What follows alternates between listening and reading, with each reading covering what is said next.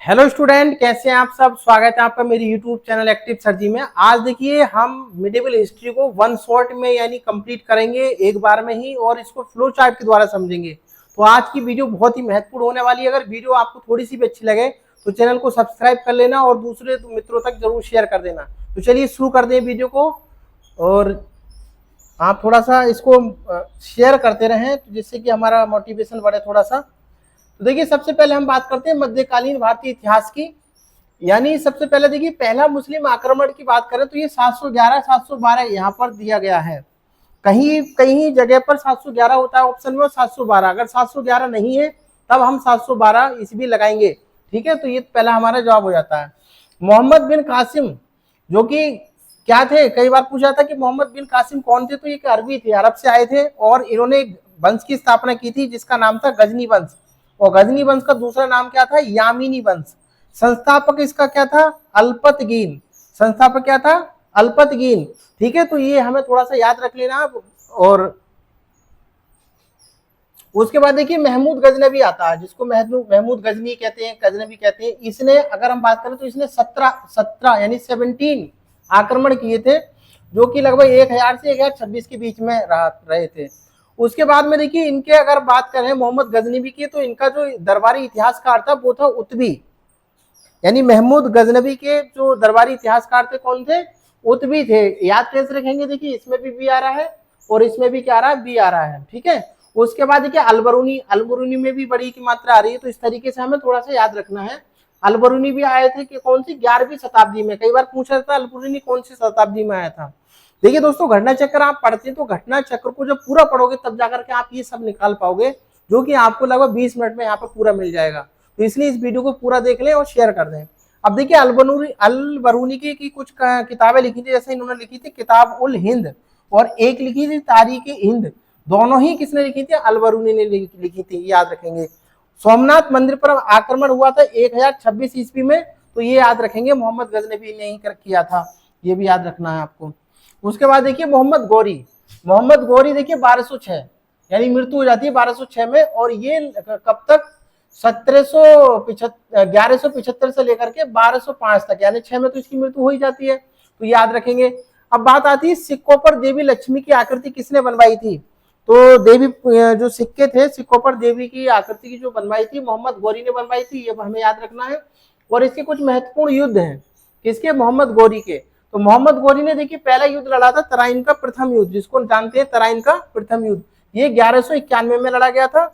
और ये किस किस के बीच में हुआ था, ये मोहम्मद गौरी और पृथ्वीराज चौहान के बीच में हुआ था। पहला युद्ध जो लड़ा था, तो इसमें पृथ्वीराज चौहान की क्या हुई थी, जीत हुई थी। थोड़ा सा आप ये याद रखेंगे, क्योंकि जैसे ही मोहम्मद गौरी आया, क्योंकि पृथ्वीराज चौहान अपने आप में काफी बड़े एक शासक रहे हैं, तो उन्होंने इसको गौरी को पहली बार में हरा दिया था। लेकिन फिर गौरी ने फिर ज्यादा तैयारी की, युद्ध कौशल अपनाया और बहुत सारी सेना इकट्ठी की। तराइन का द्वितीय युद्ध हुआ कब, 1192 में। तब भी फिर गौरी और पृथ्वीराज चौहान के बीच में युद्ध लड़ा गया। इस बार क्योंकि पूरी तैयारी के साथ में आया था, तो इस बार गौरी क्या होता है, विजयी हो जाता है, और पृथ्वीराज चौहान क्या होते हैं, हार जाते हैं। तो ये आपको याद रखना है दोनों युद्ध के बारे में। आगे बढ़ते हैं। सिक्कों पर देवी लक्ष्मी की आकृति के बाद देखिए इनके कुछ महत्वपूर्ण युद्ध हैं, जो कि मैंने दो तो ये बता ही दिए हैं। इसमें पृथ्वीराज चौहान यहाँ पर विजयी हुए थे, और इसमें गौरी विजयी हुआ था, ये आपको याद रखना है। उसके बाद देखिए एक युद्ध और हुआ था, चंदावर का युद्ध, जो कि हुआ था 1194 में।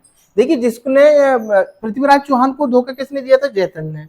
जयचंद ने ही धोखा दिया था, धोखे से मरवाया था। लेकिन बाद में गौरी, जयचंद को लगा था कि गौरी आके चला जाएगा कुछ समय के बाद, बाकी हम शासन करेंगे, पृथ्वीराज चौहान हार जाएगा। तो लेकिन ऐसा नहीं हुआ।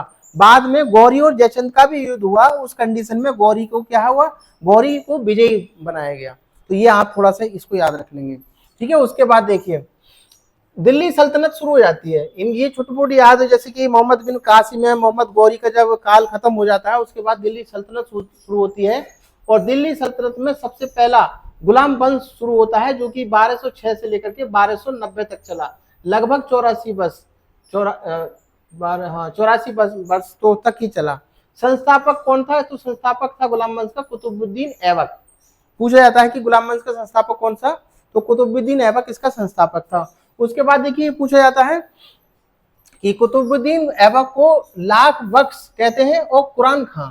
लाख वक्त इसलिए कहा जाता था क्योंकि ये लाखों का दान करता था, और कुरान खां इसलिए क्योंकि इसको कुरान जो है मुंह जवानी रवा थी, याद थी बिल्कुल। ठीक है, तो ये दो इनको नाम दिए गए हैं। और इन्होंने कुछ निर्माण कराया, जैसे कि कुब्बत उल इस्लाम बनवाया और 2.5 दिन का झोपड़ा भी बनवाया। ठीक है, उसके बाद कुतुब मीनार जो कि दिल्ली में है वो भी इसका निर्माण भी करवाया। ठीक है, राजधानी इसकी कहाँ थी? लाहौर थी। ठीक है, जब कुतुबुद्दीन ऐबक शासन कर रहा था तो उसकी राजधानी कहाँ थी? लाहौर। इल्तुतमिश दिल्ली लेकर के आया था, ये बात आप याद रखेंगे। और मृत्यु इनकी कैसे होती है? तो 1210 में इनकी मृत्यु हो जाती है। चौगोन जिसको पोलो कहते हैं, ये खेल रहे थे और ये गिर जाते हैं और इनकी मृत्यु हो जाती है। ठीक है, तो ये इनका काल चलता है इस तरीके से 1206 से 1210 तक। ठीक है, उसके बाद देखिए दूसरा शासक कौन है? दूसरा शासक है इल्तुतमिश, जिसको सुल्तान आजम, और जिनका कार्यकाल चला था 1210 से लेकर के 1236 तक। ठीक है, तो देखिए अब इनका कुछ तो इसको क्या बोला जाता है? इसको बोला जाता है गुलामों का गुलाम। गुलामों को गुलाम क्यों बोला जाता है? देखिए मोहम्मद गौरी का गुलाम था कुतुबुद्दीन ऐबक, और कुतुबुद्दीन ऐबक का गुलाम था कौन? इल्तुतमिश। इसलिए इल्तुतमिश को गुलामों का गुलाम कहा जाता है। इक्तादारी व्यवस्था इसने शुरू की थी इल्तुतमिश ने। और तैमूचिन, जिसका चंगेज खान भी कहते हैं, का आक्रमण भी किसके कार्यकाल में हुआ था? इल्तुतमिश के काल में हुआ था 1221 में। बहुत बार पूछा जाता है कि चंगेज खान यानी तैमूचिन का आक्रमण किसके काल में हुआ था? तो इल्तुतमिश के काल में हुआ था, ये बात आपको याद रखना है। तुर्क चहलगानी गठित की थी किसने? इल्तुतमिश ने। राजधानी देखिए दिल्ली लाया, राजधानी क्या लाया? दिल्ली लाया, तो ये आपको याद रखना है। ठीक है, उसके बाद चांदी का टंका और तांबे का जीतल इसने आरंभ किया। सर्वप्रथम शब्द अरबी के सिक्के, अरबी के सिक्के किसने चलाए? अरबी के सिक्के इसने चलाए थे इल्तुतमिश ने, ये बात आपको याद रखनी है। उसके बाद देखिए रजिया सुल्तान, इल्तुतमिश की बेटी थी, जो कि जब रजिया इल्तुतमिश खत्म हो जाता है तो उसकी बेटी यानी रजिया सुल्तान गद्दी पर बैठती है, और 1236 से 1240 ये एक पहली महिला थी जिसने शासन किया था। लेकिन जो तुर्क लोग थे उनको पसंद नहीं आया, ये एक महिला शासन करेगी हमारे सामने, तो तुर्कों ने इसको जो है सत्यच्युत यानी यहाँ से हटाने की कोशिश की। तो रजिया बेगम को सत्यच्युत करने में किसका हाथ था पूछा जाता है, तो तुर्कों का हाथ था। और रजिया ने विवाह किससे किया था? तो अल्तुनिया से इसने विवाह किया था, ये बात आपको याद रखनी है। ठीक है, आगे बढ़ते हैं। उसके बाद देखिए गयासुद्दीन बलबन, जब गयासुद्दीन बलबन यानी 1266 से लेकर के 1287 तक इसका कार्यकाल था। बहाउद्दीन और उलुग खां की इसको दो उपाधि दी गई थी। रक्त और लोह की नीति अपनाई, कई बार पूछा जाता है एग्जाम में, रक्त और लोह की नीति किसने अपनाई? तो बलबन ने रक्त और लोह की नीति अपनाई थी। उसके बाद देखिए सिजदा और पैबोस की प्रथा किसने शुरुआत की थी? बलबन ने। तो बलबन क्या था? आपको खुद को ही गॉड मानता था कि मैं ही हूं सब कुछ, इसीलिए इसने सिजदा और पैबोस यानी इसके आगे झुक करके सजदा करना और पैरों में झुकना, ये इस दोनों काम थे सिजदा और पैबोस, ये प्रथा बलबन ने की थी। बलबन ने ये क्यों किया था? क्योंकि बलबन कहता था कि मैं ही खुदा, मैं ही भगवान, मैं ही सब कुछ हूं, तो इसलिए इसने कहा था। जिले, इसीलिए इसने देखिए बाद में जिले इलाही की उपाधि धारण की। फारसी त्योहार जिसको नौरोज कहते हैं इसका आरंभ किया। दीवाने अर्ज जिसको सैन्य विभाग बनाया, दीवाने अर्ज जिसको सैन्य विभाग भी बनाया। उसके बाद देखिए बलबन का मकबरा, बलबन का मकबरा जिसको शुद्ध इस्लामी शैली में बनाया गया था। ठीक है, गुलाम वंश का अंतिम शासक कौन था? गुलाम वंश का अंतिम शासक था क्यूमर्स, इसको आप याद रखेंगे। ठीक है, इस तरीके से देखिए गुलाम वंश खत्म हो जाता है। गुलाम के बाद में आता है खिलजी वंश। खिलजी वंश का कार्यकाल था 1290 से 1320 तक, बहुत छोटा कार्यकाल था, केवल 30 वर्ष इन्होंने कार्यकाल इनका चला।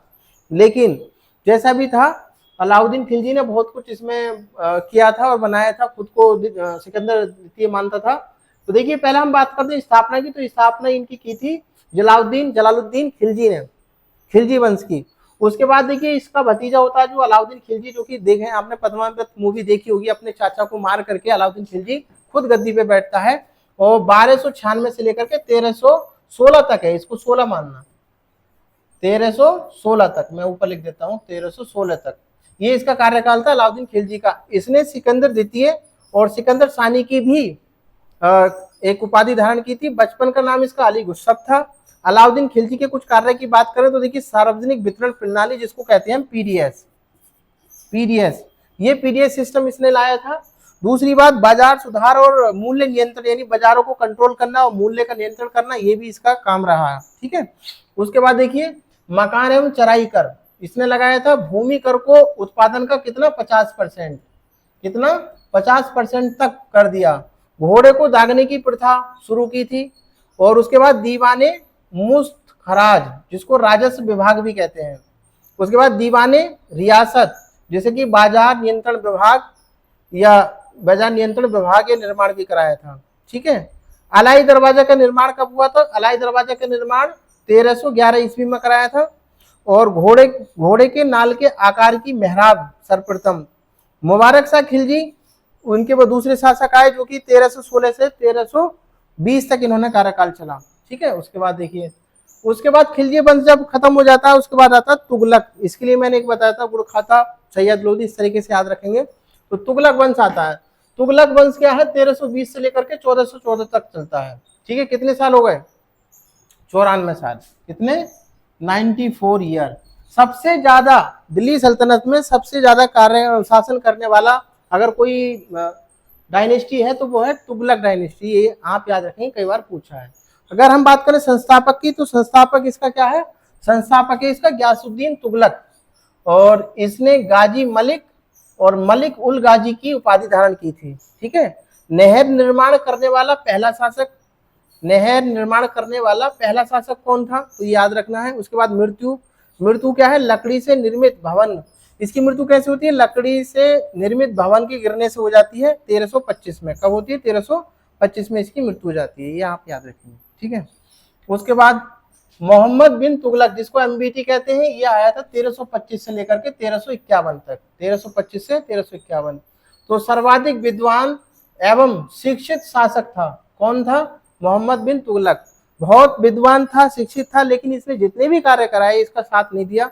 सभी कार्यकाल इसके, मतलब कार्यकाल में जितने भी काम किए वो कोई भी नहीं चला ढंग से, और इसलिए इसकी बाद में बुराई भी हुई। तो ये खगोल शास्त्र, गणित एवं आयुर्विज्ञान सहित अनेक विद्याओं में निपुण था। ये बात याद रखना है। राजधानी इसकी दिल्ली से दौलताबाद, जिसको देवगिरी भी कहते हैं। सांकेतिक मुद्रा का प्रचलन क्या है? सांकेतिक मुद्रा का प्रचलन इन्होंने 1330 ईस्वी में किया।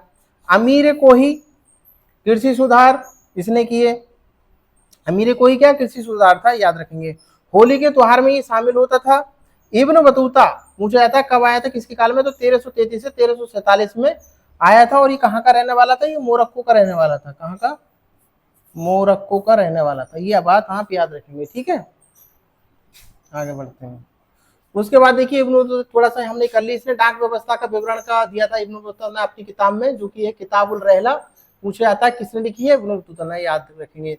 तो 20 मार्च 1351 को इसकी मृत्यु हो जाती है। ठीक है। बदायूनी ने लिखा था, सुल्तान को उसकी प्रजा से और प्रजा को अपने सुल्तान से क्या मिल गई? मुक्ति मिल गई। तो ये किसके लिए कहा था? एमबीटी के लिए कहा था, मोहम्मद बिन तुगलक के लिए। याद रखेंगे इस बात को। आगे बढ़ते हैं। उसके बाद देखिए फिरोज शाह तुगलक आता है। फिरोज शाह तुगलक की कार्यकाल क्या है? 1351 से लेकर के 1388 तक। तो नहरों का सबसे बड़े जाल का निर्माण करवाने वाला कोई है तो फिरोज शाह तुगलक है। सर्वप्रथम लोक निर्माण विभाग की स्थापना इसने की थी। दरबार में सबसे अधिक गुलाम थे इसके, तो इसलिए इसने एक बनाया था दीवाने बंदगान। क्या बनाया था? दीवाने बंदगान। हक के सर्व क्या है? सिंचाई कर लगाया था इसने। उसके बाद ब्राह्मणों पर क्या लगाया? जजिया कर लगाया। तो अगर पूछा जाए सबसे पहले जजिया कर, देखिए मुगल तो बाद में लगाए थे, मुगलों ने जजिया कर, औरंगजेब वगैरह ने, तो उससे पहले फिरोज शाह तुगलक ने एक बार जजिया कर लगा दिया था ब्राह्मणों पर। याद रखेंगे। रोजगार कार्यालय की स्थापना इसने की। इसके काम थोड़े अच्छे रहे थे फिरोज शाह तुगलक के, जैसे कि रोजगार को लेकर के। उसके बाद दीवाने खैरात विभाग की स्थापना इसने की थी। उसके बाद देखिए फलों की गुणवत्ता सुधारने के उपाय।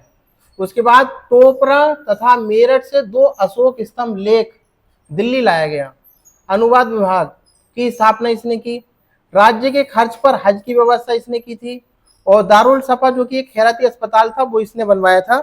नासिरुद्दीन महमूद जो कि था 1394 से लेकर के 1412 ईस्वी तक इसका क्या रहा? कार्यकाल रहा। और तुगलक राजवंश का अंतिम शासक कौन था? ये अब याद रखेंगे 1394 से 1412 तक ये रहा था तुगलक वंश का। ठीक है। तो याद रखेंगे। उसके बाद में देखिए थोड़ा सा लोधी वंश और पढ़ लेते हैं हम, जो कि 1451 से लेकर के 1526 तक चलता है। तो 1526 में तो आप जानते ही हो बाबर आ जाता है, यानी मुगल शासन डायनेस्टी आ जाती है। तो वो हम अगले वीडियो में पढ़ेंगे। उसके बाद अगर बात करें लोधी वंश की, तो लोधी कहाँ के थे? अफगान मूल के थे। स्थापना कहाँ से? बहलोल लोधी ने की थी 1451 से लेकर के 1489 तक। सिकंदर शाह लोधी, पहले कौन थे? सिकंदर शाह बहलोल लोधी का तो कार्यकाल 1451 से 1489 तक खत्म हो जाता है। उसके बाद सिकंदर शाह लोधी आते हैं जो कि 1489 से 1517 तक इनका कार्यकाल रहता है।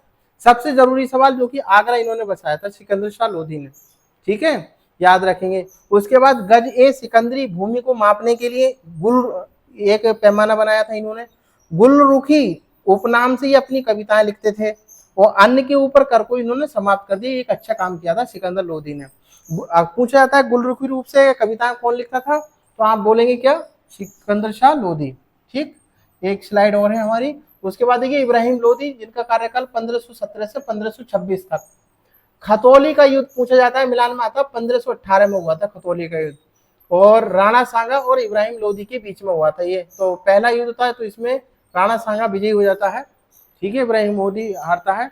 उसके बाद देखिए पानीपत का प्रथम युद्ध था, ये तो बहुत फेमस युद्ध आप जानती है, 21 अप्रैल 1526 को होता है, और इसमें बाबर और इब्राहिम लोधी, तो यहाँ पर ये बाबर जीत जाता है और यहीं से शुरू होती है मुगल डायनेस्टी की, यानी बाबर एक नई नींव डालता है, एक नए शासन करता है मुगल की।